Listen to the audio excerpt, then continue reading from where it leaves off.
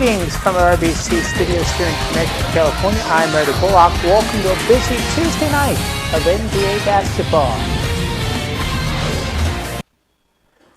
3 games, 3 very different storylines, and all of it unfolding at a moment when the league is being reshaped nightly by injuries, urgency, and expectations. We begin with a Western Conference matchup that already feels like spring basketball.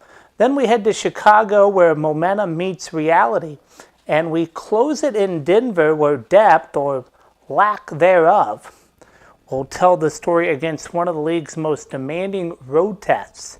Let's get you ready, though. First stop tonight is Houston. The San Antonio Spurs, 30-13. Second in the Western Conference, arrived riding a 3-game winning streak and continuing to look very much like a team ahead of schedule. At the center of it all is Victor Wembanyama, 24.8 points per game, nearly 11 rebounds a night, and anchoring a Spurs team that leads the West in defensive rebounding. San Antonio doesn't just protect the rim, they finish possessions. Houston, meanwhile, sits 5th in the conference at 25-15 and remains one of the most physical teams in the league. The Rockets led the NBA in offensive rebounding, but that strength takes a hit tonight. Steven Adams is out indefinitely with a severe ankle sprain that leaves Houston leaning more heavily on Alperen Sengun and smaller lineups to control the glass. That matters, especially against a Spurs team that already beat Houston earlier this season, 121-110, behind 24 points from Harrison Barnes. Keep an eye on the perimeter tonight. San Antonio likes to allow more three-pointers, and that kind of hurts Houston because they make more than Houston typically hits.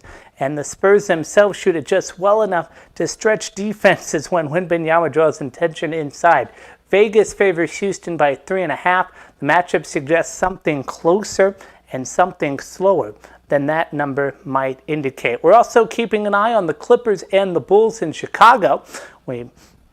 Bulls are 9th in the East at 20-22 and are quietly solid at home and at their best when they protect the basketball. When Chicago wins the turnover battle, they usually win the game. The Clippers, meanwhile, are 10th in the West, arrived in Chicago riding a 4-game road winning streak. But the question tonight is, they're just 9-16 against teams with winning records. And tonight's availability looms large. Kawhi Leonard is day-to-day. Without him, the Clippers lose their defensive identity. When Kawhi plays, everything slows down for opponents. When he doesn't, it becomes a track meet. That favors Chicago. For the Bulls, Josh Giddey has been the engine, nearly a triple-double on average. Nikola Vucevic continues to provide reliable scoring in the half-court. Chicago averages more than 4 points per game than the Clippers typically allow. That's your key stat of the game. And the Bulls are favored by 3.5 at home. So this one comes down to pace and discipline. If the Bulls stay clean offensively, I like their chances, and so do they.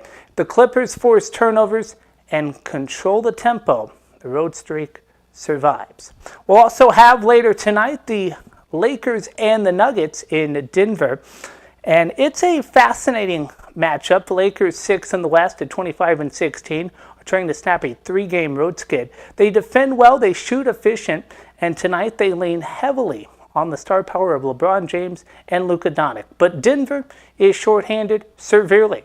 No Nikola Jokic, so he is out, and so are Aaron Gordon, Christian Braun, Cameron Johnson, and others. So what is left for the Nuggets? Well, it's a team that's still capable but vulnerable. That puts enormous pressure on Jamal Murray, nearly 26 points per game, more than 7 assists. Denver will need him to control every possession against a Lakers team that ranks among the conference's best at limiting scoring efficiency. The numbers say this should be close. The reality says depth matters, especially at altitude. For Los Angeles, this is an opportunity. For Denver, it's a test of survival.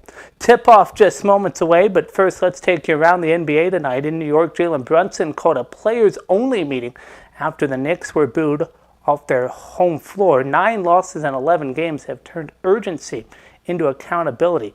In Golden State, devastating news. Jimmy Butler is out for the season with a torn ACL, casting real uncertainty over the Warriors' short-term future.